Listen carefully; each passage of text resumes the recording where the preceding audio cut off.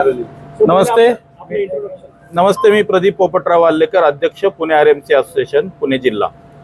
आत्ता जो आपल्या समोर आम्ही या ठिकाणी जाहीर केला जो निर्णय, तो अशा प्रकारचा आहे की आम्ही सर्व आरएमसी व्यावसायिक जे या पुणे आरएमसी असोसिएशनचे सभासद आहेत किंवा सभासद नाही आहेत, अशा सर्व लोकांसाठीचा हा निर्णय आहे. सर्वांचा एकमताचा हा निर्णय आहे की आम्ही आज रात्री 15 एप्रिल संध्याकाळी 12 वाजल्यापासून आमचं सर्व प्रोडक्शन जे आहे ते उत्पादन आणि पुरवठा या दोन्ही गोष्टी पुढच्या काही काळापर्यंत थांबवत आहोत. त्याचं कारण म्हणजे आत्तापर्यंतची ज्या काही नियमावली वेगवेगळ्या स्वरूपाच्या आहेत त्या कुठेही स्ट्रक्चर्ड नाहीत.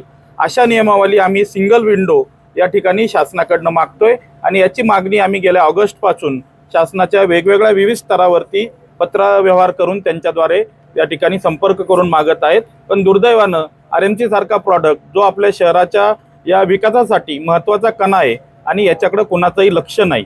रादर आरएमसीमुळं खूप साऱ्या गोष्टी चुकीच्या होतात असाच यापूर्वीचा जो नरेटिव्ह सेट झाला आहे, तर त्याची खरंच फॅक्ट तशी नाही आहे आणि ती जर तशी असेल तर शासनाने आम्हाला त्याची प्रणाली घालून द्यावी. आम्ही ती फॉलो करायला तयार आहोत. मी आपल्या माध्यमातून आमच्या सर्व व्यावसायिकांना विनंती करतो की जो आपण निर्णय या ठिकाणी घेतलेला आहे तो पुढील निर्णय आपल्याला पुणे आरएमसी असोसिएशनने कळवसपर्यंत आपण या निर्णयाचा या ठिकाणी स्वीकार करायचा आहे आणि त्याला फॉलो करायचं आहे.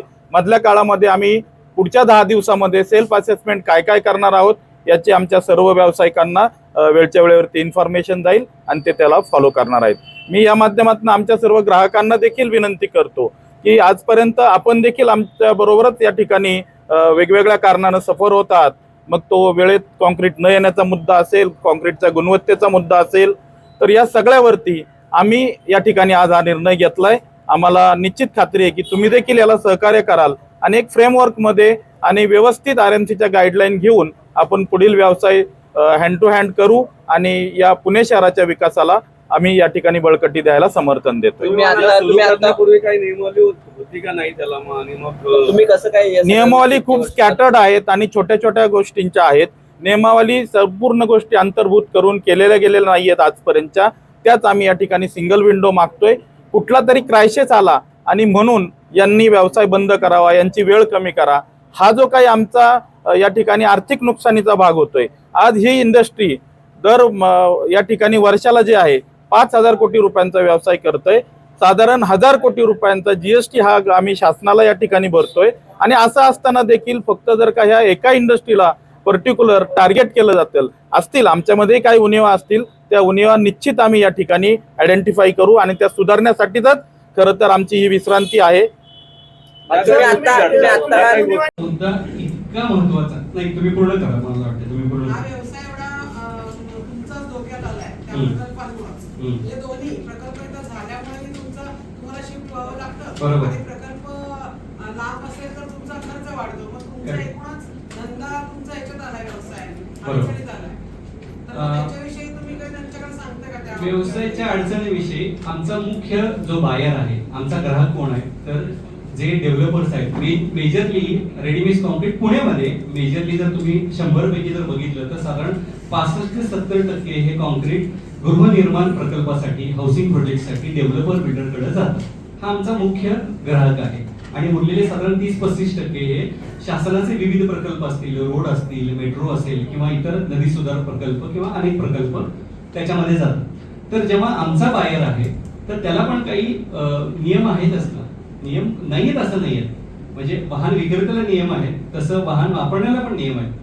दुर्दैवानं जेवढी सजगता दोन्हीकडून दाखवायला पाहिजे तेवढी होत नाही. म्हणूनच एक कोलॅबोरेटिव्ह एफर्ट्स म्हणून आज आम्ही ही विश्रांती घेतली, ज्याच्यामध्ये आम्ही आमचे जे ग्राहक आहेत त्यांच्यापर्यंत जाऊन पोहोचणार आहोत, त्यांना आमचा रोडमॅप देणार आहोत आणि त्यांना सांगणार आहोत जोपर्यंत तुमच्याकडून सहकार्य मिळत नाही तोपर्यंत आम्ही आमचं कॉन्क्रीट जे आता तात्पुरतं स्थगित केलेलं आहे, विश्रांती घेतलेली आहे, ती काय आम्ही चालू करणार नाही. त्यांना आम्हाला नाही मॅम, शहराचाच खर्च वाढणार आहे. कॉन्क्रीट महाग झालं तर तुमचं पर स्क्वेअर फीटचा जो काही सेलिंग रेट आहे तो पण वाढणार आहे. तर आणि त्याच्यापेक्षा नियमावली जर आम्हाला दिली तर मला वाटतं हे चांगलं काम होईल. तुमचा पहिल्या प्रश्नाकडे येतो रोड ऍक्सिडेंटच्या याच्यामध्ये. काही बाबतीमध्ये अशा घटना घडतात, व्हेकल आपल्याकडे डंपर्स असतील पाण्याचे टँकर असतील किंवा इतरत्र जड वाहनं असतील, पीएमसीच्या बस असतील, ड्रायव्हर लोकांच्याकडनं काही बेजबाबदार काही गोष्टी घडतात.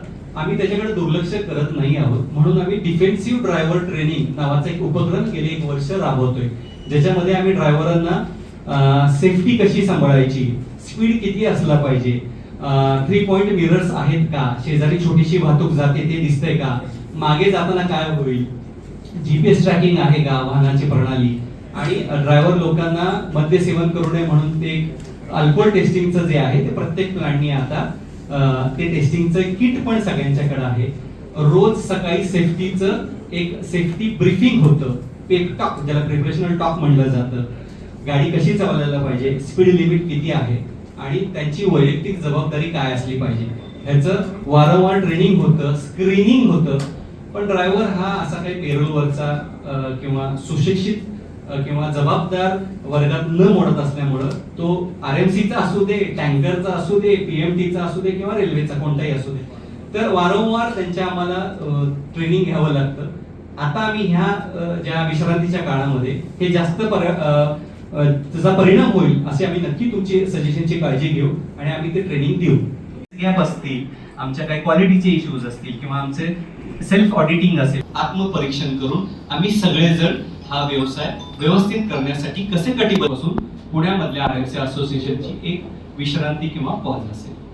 मला वाटतं प्रश्न उत्तराचा याच्यामध्ये आरएमसी विभागाचं उत्पादन आणि वितरण म्हणजे प्रोडक्शन आणि डिस्पॅच बंद असेल जोपर्यंत आमची असेसमेंट पूर्ण होत नाहीये आणि आम्हाला जे काय आमचे कमिशनर्स, ट्रॅफिक, पोलीस, महापालिका, पिंपरी चिंचवड महापालिका, प्रदूषण नियंत्रण मंडळ म्हणजे एमपीसीबी आणि पीएमआरडी या सर्व विभागाची आम्ही रितसर झालेली आहे. गेले डिसेंबर पासून आम्ही दिलेल्या निवेदनावर काहीही चर्चा झाली नाही किंवा थांबायचं पाऊल उचललेलं आहे. तर का थांबतोय, तर पॉलिसी फ्रेमवर्क आमची स्वतःची पण होणं गरजेचं आहे. त्याला किती दिवस लागतील असं खरंच सगळे लोक एका सेंटरमध्ये येतील आणि हा तात्पुरता कमी कालावधीचा किंवा जास्त कालावधीचा हे वेळेस ठरेल, अनिश्चित काळासाठी असेल. सर, आरएमसी प्लांटची तशी अधिकृत माहिती नसण्याचं कारण विविध विभागांची नोंदणी, काही प्लांट आरएमसी एमपीसीबी कडे नोंद आहेत, काही कॉर्पोरेशन मध्ये आहेत, काही पीएमआरडी आहेत, त्यामुळे अधिकृत नंबर्स काही सांगता येणार नाही. पण पुणे शहरामध्ये साधारण 8 लाख टन सिमेंट मध्ये आय थिंक मीडियामध्येच त्याची फिगर होती आणि सिमेंट मॅन्युफॅक्चरिंग असोसिएशन